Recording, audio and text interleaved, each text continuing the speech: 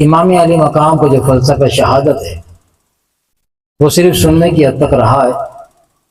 محرم آتا ہے وہ بیان ہوتا ہے، محرم رخصت ہوتا ہے وہ کلوز ہو جاتا ہے، ہماری زندگی سے بھی نکل جاتا ہے۔ تو یہ فقیر بار بار یہ باتیں عرض کر رہا ہے کہ باتیں نئی کرنے کے لیے بہت ساری ہیں، لیکن نئی باتیں کرنے کا مقصد پھر کیا ہے؟ جب ہم پچھلی باتوں عمل پیرے نہ ہو سکیں تو خواہ مخواہ ایک نئے قصے سنانا، تو ہمارا مقصود نئے قصے کہانیاں سنانا نہیں ہے۔ جب ایک بات پہ ہم عمل ہی نہیں کر پا رہے تو پھر آگے کس طرح چلیں؟ تو امام علی مقام کی شہادت ہر محرم میں آپ سنتے ہو، مساجد میں بیان ہوتے ہیں، اس کے علاوہ ایکسٹرا محافل ہوتی ہیں وہاں بھی سنے جاتی ہیں۔ لیکن ایمان سے بتائیں کہ پھر وہ محرم رخصت ہونے کے بعد، محرم تو دور کی بات ہے، وہ محفل ختم ہونے کے بعد اگلی صبح ہمارے پہ کتنا امام علی مقام کی اس شہادت کا اثر باقی رہتا ہے جو رات ہم نے سنا ہے۔ اگر اثر باقی رہے تو ہم عمل کی طرف آ جائیں گے، لیکن ہمارا جو حال ہے وہ بڑا المیہ والا ہے کہ جب ہم محفل سے اٹھتے ہیں نا تو پھر ہم کپڑے جھاڑ کے اٹھتے ہیں کہ کچھ لگا ہوا گھر صاف نہ چلا جائے۔ اتنے ہمارے دل سخت ہو چکے ہیں کہ ہم وہ امام علی مقام کے مقدس خون جو بہا ہے نا اس کا اثر تک لینے کو تیار نہیں ہے۔ اور دل سخت کیوں ہے؟ اللہ کی یاد دلوں سے نکل گئی ہے۔ جب اللہ کی یاد دلوں سے نکل جائے تو پھر پورا قرآن بھی بیٹھ کے سنا دو نا، نہیں آئے گا۔ زمین ہوتی نا، زمین جب کھیتی باڑی کرنے کے لیے زمین کو بنایا جاتا ہے، زمین کو نرم کیا جاتا ہے، پھر اس میں بیج ڈالا جاتا ہے، پانی ڈالا جاتا ہے، اور پھر اس کی باقاعدہ پھر رکھوالی ہوتی ہے، تب کہیں جا کے زمین سے فصل اگتی ہے۔ ایسی ہوتا ہے نا، یہ دل بھی زمین کی مانند ہے، یہ دل بھی زمین کی مانند ہے۔ اگر اس میں اللہ کے ذکر کا حل نہ چلایا جائے، اللہ کے ذکر کا حل نہ چلایا جائے تو نرم ہونے والی نہیں ہے۔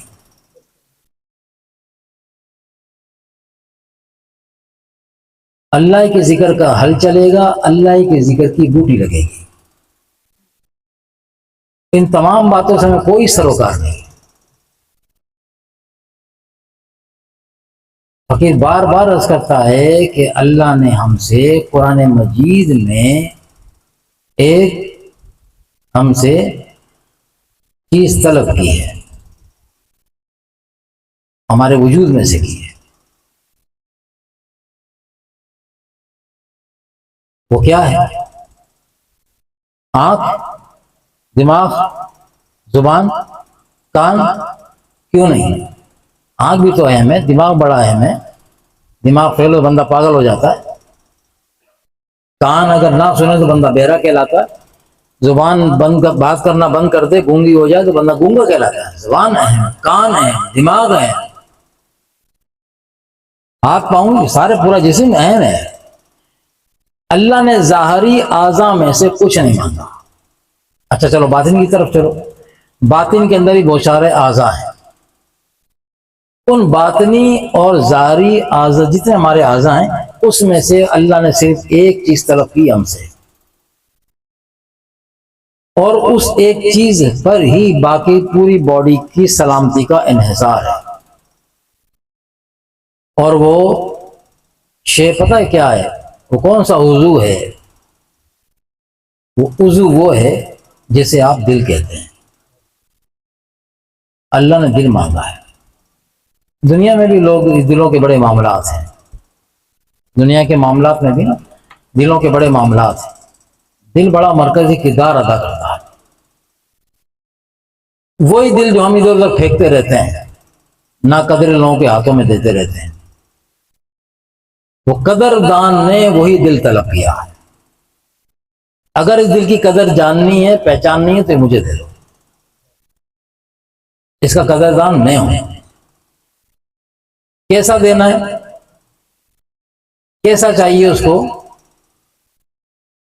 مطالبہ یہ ہے کہ جیسا دیا تھا ویسا ہی لوٹاؤ۔ جب انسان پیدا ہوتا ہے نا، اس کے ذمہ کوئی گناہ ہوتا ہے؟ بالکل پاک و طاہر ہوتا ہے۔ تو اس کا قلب جو ہوتا ہے وہ بالکل صاف اور شفاف ہوتا ہے۔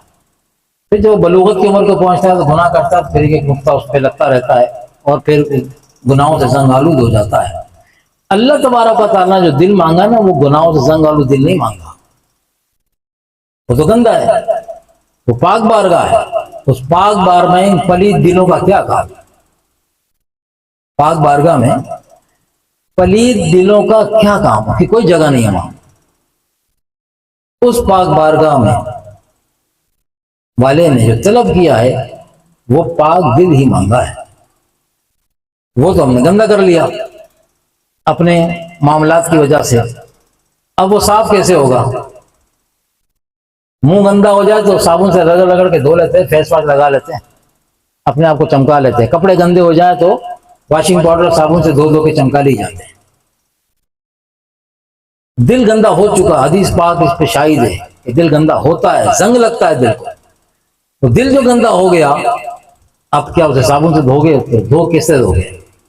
کون سے کیمیکل سے اس کو صاف کرو گے؟ اور اس کا مطالبہ ہے کہ مجھے یہ دل چاہیے۔ تمہاری نجات اس میں ہے کہ تم بروز قیامت تک کے لیے چھٹی دی اللہ تعالیٰ نے۔ یہاں قیامت سے مراد کیا ہے؟ جس کی زندگی کا جو اینڈ ہے، اس کی موت تک، اس کی موت تک کی مہلت اس کے پاس ہے کہ جو اپنے ہاتھوں سے دل گندے کیے ہیں ان کو دھو کے لے آؤ۔ تو پاک دل مانگا اس نے۔ اور آقا علیہ السلام نے فرمایا کہ جس طرح لوہے کو زنگ لگتا ہے اسی طرح دلوں کو بھی زنگ لگتا ہے۔ جس طرح ہر شے کی صفائی کا کوئی نہ کوئی آلہ یا اوزار ہوتا ہے، فرمایا بالکل اسی طرح دلوں کی صفائی کا اوزار یا آلہ وہ اللہ کا ذکر ہے۔ ان باتوں میں چارمنگ نہیں ہوں گی آپ کے لیے، ہاں اس بات میں چارمنگ اس لیے نظر نہیں آ رہی کیونکہ بات وہیں آ جائے گی، کیونکہ دل سخت ہو چکے ہیں۔ دل میں جس کی یاد ہو پھر اس کا ذکر ہو تو پھر لطف آتا ہے۔ یادیں تو ہیں ہی نہیں، اللہ کی طرح ڈھونڈے نا اپنے آپ میں۔ اللہ کے گھر میں بیٹھ کے بھی اللہ یاد نہیں ہے، ہمارا حال ہے۔ اکثر فقیر آپ بار بار ریپیٹ کرتا ہے، ہم نمازوں میں ہوتے ہیں، نماز میں اللہ یاد آتا ہے؟ اللہ ماشاءاللہ سب کا حال ایک سا نہیں ہے، لیکن عموماً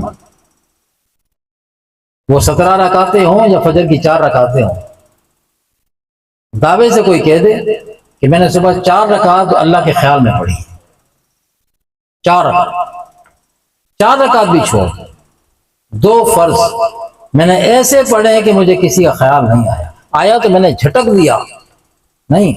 وہ جو خیالات آتے رہتے ہیں ان کو جھٹکتے بھی نہیں ہیں۔ تو ہوتا کیا ہے کہ زبان پہ کلام الہی ہوتا ہے اور وہ کلام الہی والا یاد نہیں ہوتا۔ ذکر یہ زبان سے پڑھنا یہ اور ہے، اور یاد جس کا تعلق دل کے ساتھ ہے وہ اور ہے۔ اور وہ کہہ رہا مجھے یاد کرو، تقاضا یاد کا ہے۔ اور کیسی یاد تو کئی طرح کی ہوتی ہے نا، وہ جس یاد کا تقاضا ہم سے کر رہا ہے وہ کیا کہ یاد ایسی ہو کہ میری یاد تم پر غلبہ پا جائے، میری یاد تم پر غلبہ حاصل کر لے، تم میری یاد میں مغلوب ہو جاؤ، ڈوب جاؤ۔ آقا نے فرمایا نا، آقا علیہ السلام نے کہ اللہ کو یاد ایسے کرو، اللہ کو یاد اس انداز میں کرو کہ لوگ تمہیں دیوانہ کہنے لگے۔ اللہ کے لیے کتنے لوگ ہیں جنہیں لوگ دیوانہ کہتے ہیں؟ اللہ کے لیے ہاں، ایرے غیرے کے لیے تو کہتے ہیں وہ دیوانہ اس کے پیچھے ہو گیا، وہ دیوانہ اس کے پیچھے ہو گیا، ہے نا؟ میل فیمیل ایک دوسرے کے پیچھے دیوانے ہیں، اپنا ہوش نہیں۔ حقیقی محبت کا جو حقدار ہے وہ کون ہے؟ اللہ تعالیٰ ہے۔ تو مجازی محبتوں کے پیچھے تو دیوانے کی سندیں مل گئی ہمیں، لیکن اللہ اس کے رسول کے لیے دیوانہ کے نہیں، یہ تو ہمارے بس کی بات نہیں ہے. وہ کیا بولیں گے یار، پاگل ہو گیا. اچھا خاصا بندہ تھا، اس کو کیا ہو گیا؟ اور اگر کسی عورت کی محبت میں گرفتار ہو جائے تو پھر اس کا سر پکڑ کے بولتا میں عاشق ہوں، میں نے یہ کیا، میں نے وہ کیا. جو نہیں کیا وہ بھی دعوے سے کہتا ہے میں نے یہ کیا. تو اللہ تبارک و تعالیٰ کا جو تقاضا ہے وہ میری بارگاہ میں پاک دل لے کر آؤ، پھر کیا ملے گا؟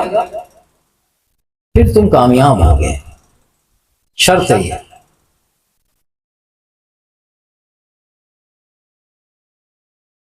دل کس طرح صاف ہوگا وہ بتا دیا کہ وہ اللہ کے ذکر صاف ہوگا. اب وہ اللہ کا ذکر کیا ہم جو قرآن شریف پڑھ رہے ہیں، یا ہم جو نماز پڑھ رہے ہیں، یا دیگر اپنی تسبیحات پڑھ رہے ہیں، کیا ان تسبیحات پڑھنے سے وہ قلب پہ جو زنگ لگے ہوئے ہیں کیا وہ اتر جائیں گے؟ اگر زبانی ذکر کرنے ہی سے، صرف زبانی ذکر کرنے ہی سے قلب کے زنگ اتر رہے ہوتے تو اللہ کبھی قرآن مجید میں یوں نہ فرماتا کہ وَاذْكُرُ رَبَّكَ فِي نَفْسِكَ، اے میرے بندے مجھے دل سے یاد کیا کر.